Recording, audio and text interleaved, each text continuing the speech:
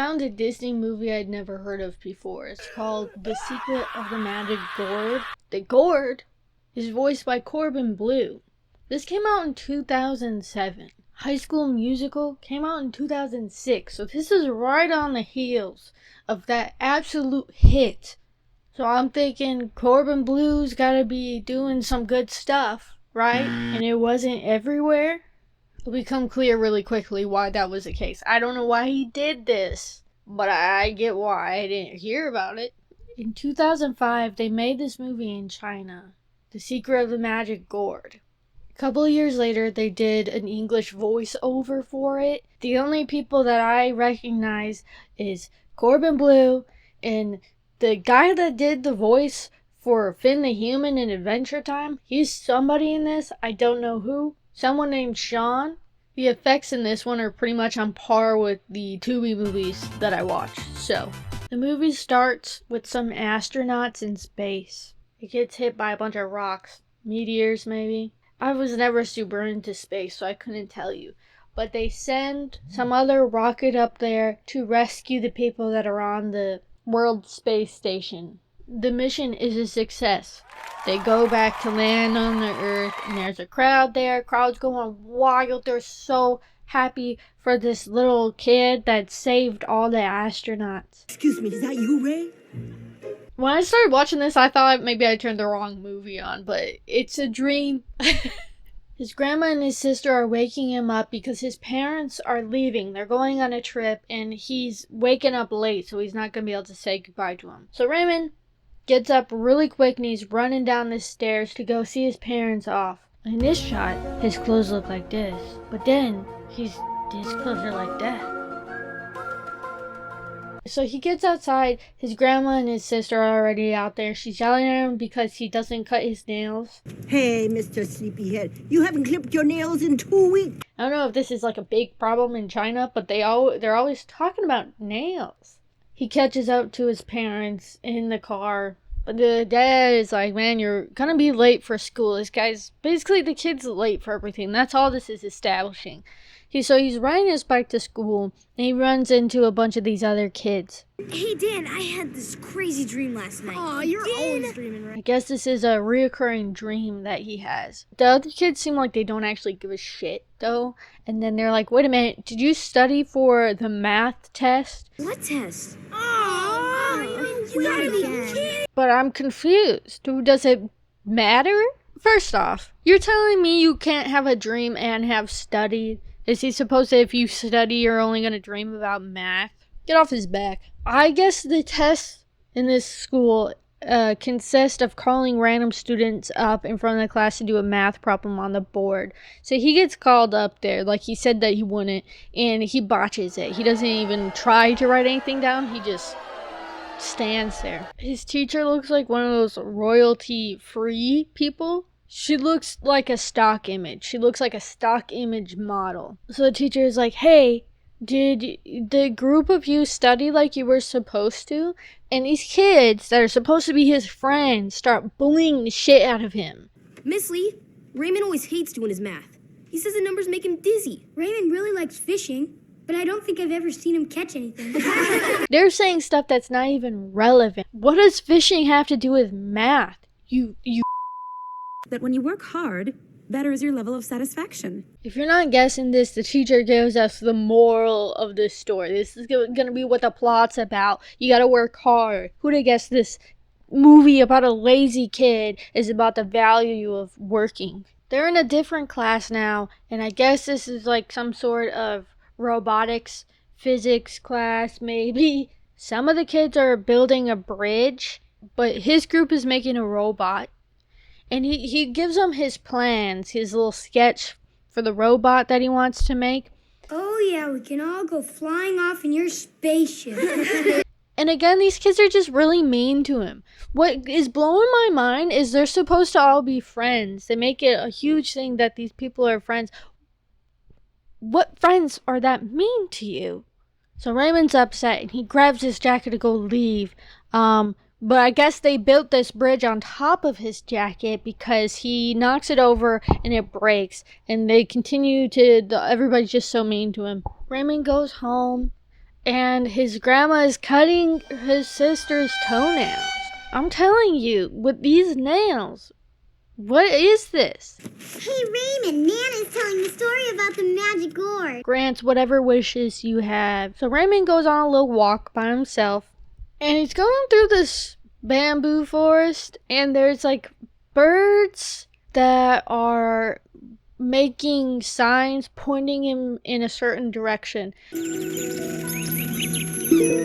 He's just following these. He's not even reacting to the fact that this is weird, right? He's just going, and then he sees a frog on the ground, and he starts chasing this frog with his bike. It looks like he's trying to run the frog over, which is kind of demented. What also gets me is he's holding the bike and running with it. Get on the bike. He gets led to this dock, and he's like, okay, I'm gonna fish here, even though he's really bad at fishing. And he starts yelling into the void about how he doesn't want to do anything. He doesn't want to work. He doesn't want to think. Nothing. Without having to lift a finger! And then he lays down to just freaking chill, okay? They show his fishing hook under the water, and then he starts flying down there. You're not gonna believe it, but it pulls up to this gourd. So it starts like erupting, and it flies out of the water. So Raymond goes over there towards the gourd. He like sneaks up on it and then proceeds to throw a rock at it. Why would you do that?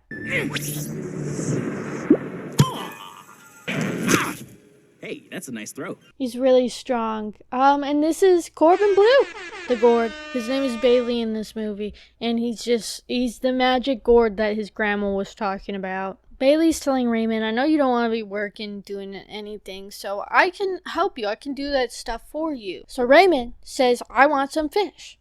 And he does this little squat crawl over to his bucket and he just points in it. He turned into like a caveman. Bailey's like, what the fuck are you doing? But he's like, oh, you want some fish? I can get you some fish. But You're the only one who can know about my amazing magic powers. that's the one rule. So Raymond's like, yeah, of course, that's fine. Give me some fish. I bring from the depths to fly like wind. Bailey's got all the fish in the air, and he's like, pick out whatever one you want, and then it goes into the bucket. There's a wide assortment here. He's got a pufferfish, he's got goldfish, he's just got whatever the hell is in his bucket now. And there's in there, and he's like, actually, I'm also hungry, and he does this bit with the foods. Actually, I heard your stomach going whoop, boing. Just a little bit of magic. Whoa, Nene. I'm mostly only mentioning this because of how ungodly it looks to have this gourd on the kid's shoulders. Raymond's snacking away, but then he's like, hey, I actually want to fly. Can we do that? Hey, look here. We can save some fuel. Raymond has this wonderful idea while they're in the sky that he wants to show his friends some of the fish. So they fly and land at the school.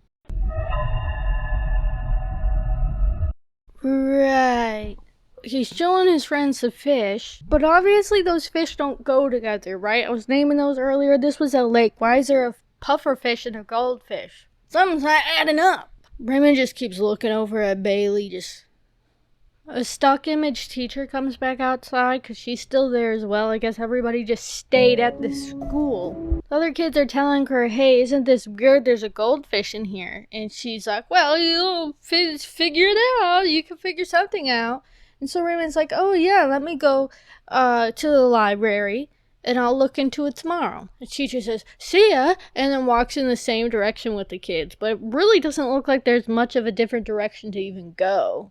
I think she's not real. So Raymond and Bailey are going back home, and he's like, Bailey, what the fuck was that about? I look like an idiot. Bailey's basically telling him it's your fault. Actually, I just conjured up the fish. You were the one who wanted them to be gold. They're at the house now. Raymond's upstairs in his room talking to Bailey, but remember, he's just up there. There's no door or anything. So his sister crawls up the stairs and she's like, who the hell are you talking to? She runs up there and Bailey does an awful job of disguising himself. It's all just really off-putting to look at. The grandma also just walked up there, I guess. This kid has no privacy. The next day, Raymond goes to the library as he said he would to try to get a book about fish. I guess there's a singular book about fish in this library, and this kid's not giving it to him. Let me have it. Hey, no way. Freddie Lemon's already reserved this. Yeah, I knew you'd help. I guess she's got something intense going on with Freddie Lemons. So Raymond walks away while those two are just doing little hard eyes at each other. But then the book poofs into his backpack. He didn't say anything. I would like to clarify. A lot of the times this is happening, Bailey's like, you're the one that wanted him to be gold. Or you're the one that wanted this book or whatever. But like, he never says that. He never says that he wants these things. It just happens. I guess everybody's really concerned about this. They got the whole freaking student body looking for this book. Raymond runs away because he's like, oh shit, I have the book. And he goes and throws it out the window.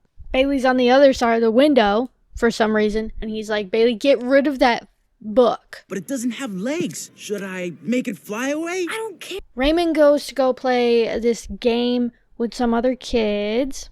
I think they were calling it chess, but I don't know if that's actually chess. Huh? What's this? Some kind of a game or something?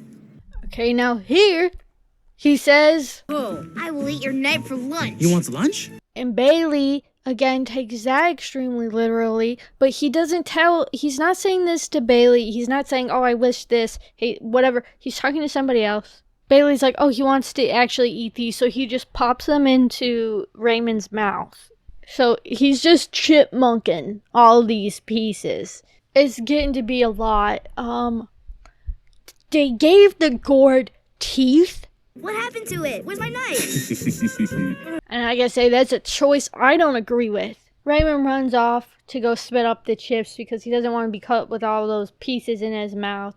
I thought they looked tasteless. But you said you wanted to eat them for lunch. They're standing there and they see the book fly by. So Raymond starts chasing after it and Bailey's chasing after it. Personally, I don't see what the problem is. You didn't want to get caught with this stolen book. It's flying around. No one's gonna... Leave it. That's not attached to you anymore. That's nobody. But he's yelling at Bailey to catch the book. The book goes into the school's swimming pool, I guess. So Bailey goes in there, but then Raymond also dives in there, full clothes. If you're having a problem getting bullied, that ain't the way to fix it. The whole swim team is there, and the swim coach sees Raymond do that, and he's like, hey, join the swim team. You kind of nailed that, King. Join the swim team. And he's like, yeah, I think I'll do that. Perfect. We can't lose. Raymond goes home again for the day. There's this whole scene of Bailey cleaning his bedroom. I thought it was going to be a problem later on, but it's really not. I'm going to show you this anyways, because again, anytime they have this Gourd doing something, it's...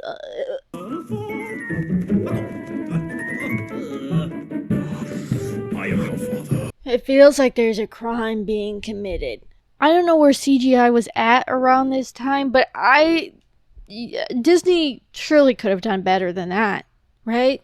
I spoke too soon. It gets worse. He turns into an alarm clock. Ugh, and it makes me sick. There's this whole montage. Basically, Bailey is like Raymond's backbone now. He wakes him up in the morning. He helps him brush his little teeth. He's pedaling his bike to school. Fast as fuck, I might add. Oh, also, at some point, I guess he like slicked his hair back. And it's the talk of the town. Class can't look at anything but his freaking gelled down hair. Bailey's helping him cheat and doing all that, so he looks like he's really good at math now too.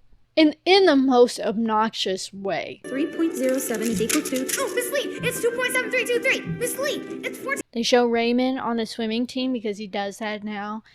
And Bailey like propels him, so he's just inhumanly fast. But Bailey, like, latched on, though, so he had, like, marks on his chest. It sure is cold. Ooh, you really need to go change. Like, kids were like, what is that? Ugh. He's back home. If you recall, Raymond had drawn up some plans for a robot for that class. And the other kids were like, we can't do this. These schematics are atrocious. So Bailey does a new one. And Raymond's like, if we couldn't make the other robot, we certainly can't make this. This is even more advanced than mine was. So Bailey just makes the robot. It's like this robotic dog. This shit's messed up though, because Raymond touches just the head of this dog and it starts shooting lasers everywhere. Oh no! You pressed the laser button! Why would you do that, Bailey? But again, Raymond doesn't have a door or anything, so downstairs his grandma hears the lasers going off. But the phone rings at the same time, so she's answering the phone while simultaneously trying to go check out these lasers. Bailey's like, I got this though, and fools the grandma by cutting his toenails. He's cutting Raymond's toenails. Got this whole scene with the foot. This foot is out here for much too long. The next day, Raymond's going to that class that he needs that robot for. This kid looks like he's threatening him with a hammer. Raymond, you better just back away slowly. Raymond shows the group his little robot dog, and they're impressed. I guess they had been working on this other extremely advanced robot. So the dog and the other one start fighting each other. They show Bailey in that frog from way before in the tree outside. And the way they're moving is replicated by the robots. The dog is Bailey, the other kid's robot is the frog, and Bailey starts being the frog's ass. The kids are all impressed. The one that had the hammer earlier that was threatening Raymond pokes it, and I guess that's this robot dog's one weakness, because there's no lasers this time. It just sparks, jumps, and then Mufasa falls onto the ground, so that robot's broken. And Raymond's embarrassed. He's yelling at Bailey about this again, as if it wasn't wildly impressive. Raymond isn't pleased with anything. Trying to lighten the mood, Bailey's like, let's go into this toy store. Maybe we could get some ideas for a new robot since we need another one. These robots. You see one that you like? I like all of them. Oh yeah? But, oh Lord, he said he liked all of them. So what is Bailey gonna do? He's gonna get all of them. And they cleared this store out, bare racks. There's people that work there. There's other people in the store. And nobody sees the whole inventory fly out. Plot hole. Raymond doesn't know about this yet. Him and some other kid that he ran into at the toy store go to the movies. They're trying to go see a dinosaur movie. But Raymond's like not vibing with this kid. Maybe he's one of the other ones that were bullying him, probably. This other kid is like, sorry, Raymond, we can't go see this movie because the tickets are sold out. But Raymond's like, no, they're not. Look, I got a ticket right here. It sucks you can't go, but I'm going in. I already got one. But it's not a real ticket for that. Master, that was just a train ticket I gave you. Raymond's pissed. He wants to go see that movie. He hits Bailey. But you're the magic gourd. Get me in. Oh, he's getting violent. This whole magic gourd thing's getting to his head. But he said that he wanted it in the movie, right? So Bailey puts him, actually in the movie. The fucked up part about this is that they show Bailey just in the theater watching the movie. So you're telling me you could get in there. You understood. You showed up to the movies. You told him, no, I can't do that. There's limitations. But you're in here?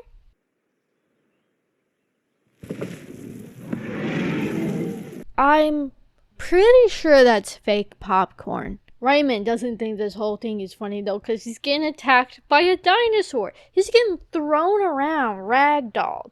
And Bailey, after taking his damn sweet time, he's like, I think this is maybe a problem. So he goes into the movie as well to get Raymond back out. They do this whole thing with the little plane. He rescues Raymond, but then he just turns the dinosaur into bones that collapse. You could have done that from the get-go. I'm gonna say it. I think Bailey's trying to get this kid killed. They're on their bike riding back home. Raymond's yelling at Bailey some more, and he notices that they are being followed by a horde of toys. They follow Raymond all the way back to his house. They're in his house. One of the robots is like, hey, your dad's here. Raymond, your dad is coming home. This whole thing has been ugly, right? But they got this jacket on Bailey, and his mouth is beneath the jacket. His mouth is below. They could have just put his whole face on, like, the top portion of the gourd. But Bailey is like, hey, I am just doing what you wished for. Granting your wish. You said you liked all the toys in the store, and look, I delivered again. When did anybody hear him wish for that? Because I didn't. But Bailey's getting them all out of the room. Raymond's dad is walking up the stairs to his room, and then he looks like offended, mad that he walked in on his kid changing. This is why you need a door. He's like, come downstairs when you're done, Raymond. I have something for you. Raymond goes downstairs, and it's a new bike. He's super pumped up because I guess he really wanted a new bike. This is the first I'm hearing of it, but he wanted a bike. Bailey's a little offended though. How come I gave you all of that other crap and you weren't happy? Nothing pleases you, but this dude gets you a bike and you're overjoyed. I'd be offended too, honestly. Okay, the next morning, Bailey again is a clock, but when he wakes up, this other watch pops up on his wrist. It's all really freaky, but Raymond's already up. Hey there, Mr. Sparrow. Did you catch that worm?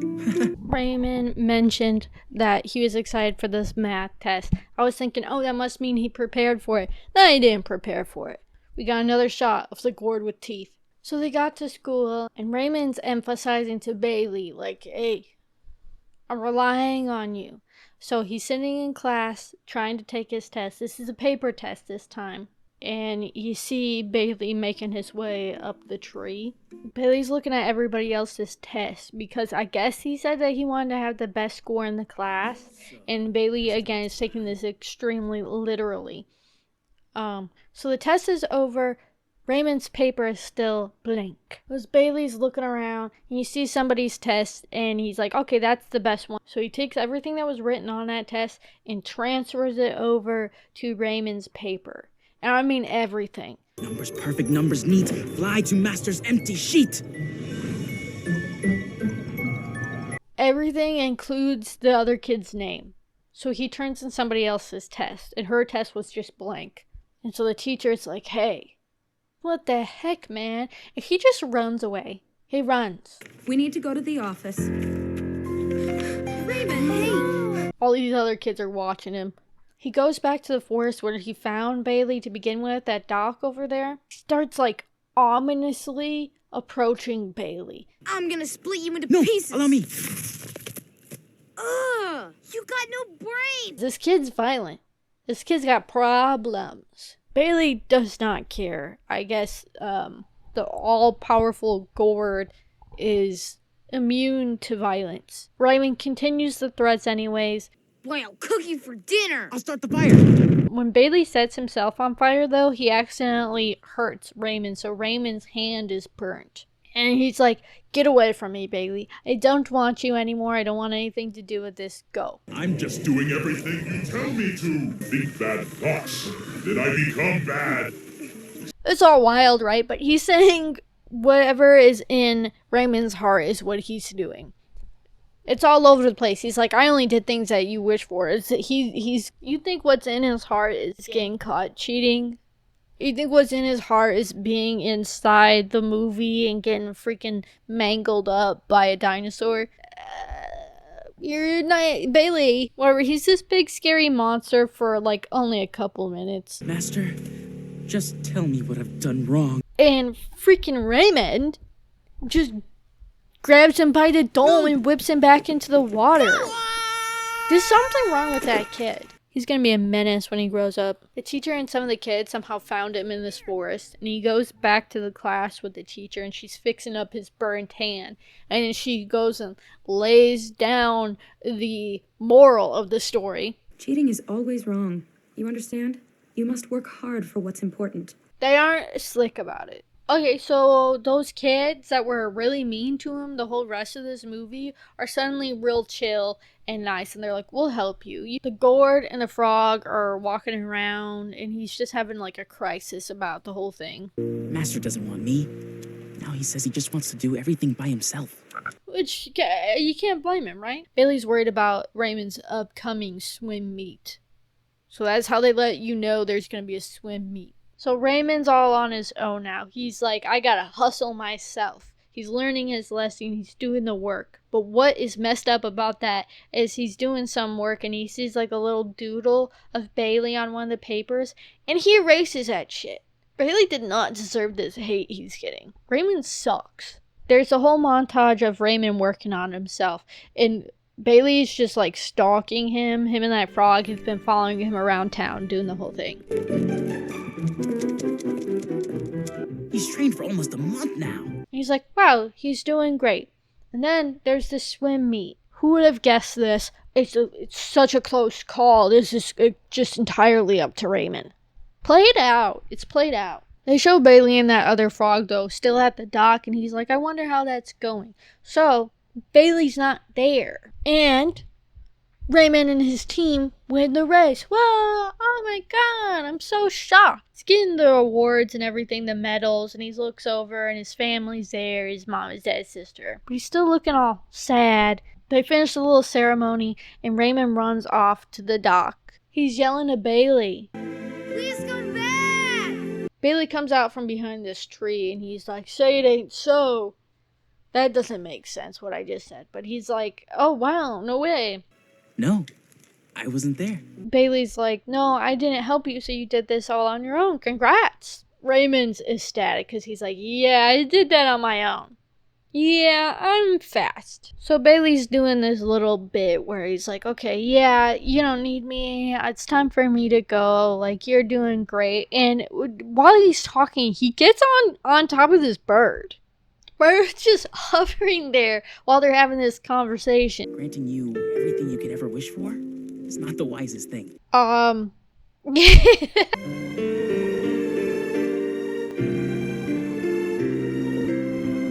I thought he was doing some E.T. shit. The whole bird's going up and down. What is that? He's flying away on that bird. He ditched the frog. So Raymond and the frog are just sitting at that dock watching him fly off. This is some of the crap I'm talking about. I don't believe this is the best that they could do. But Bailey's flying away. But he forgot to say something. Oh, and Master! Don't forget to clip your nails! Another fucking thing about the feet. About the nail. Movie ends with Raymond sitting in his room. He's looking up in the sky. And there's a cloud in the shape of a gourd. So sad, really. After all that, I'm just thinking, like, Corbin, why? Why did you do that? It's a kid's movie, I know, so I have to temper my expectations, but that was garbage. That's like a 3 out of 10. I guess I know why I hadn't heard about this before. Bye-bye.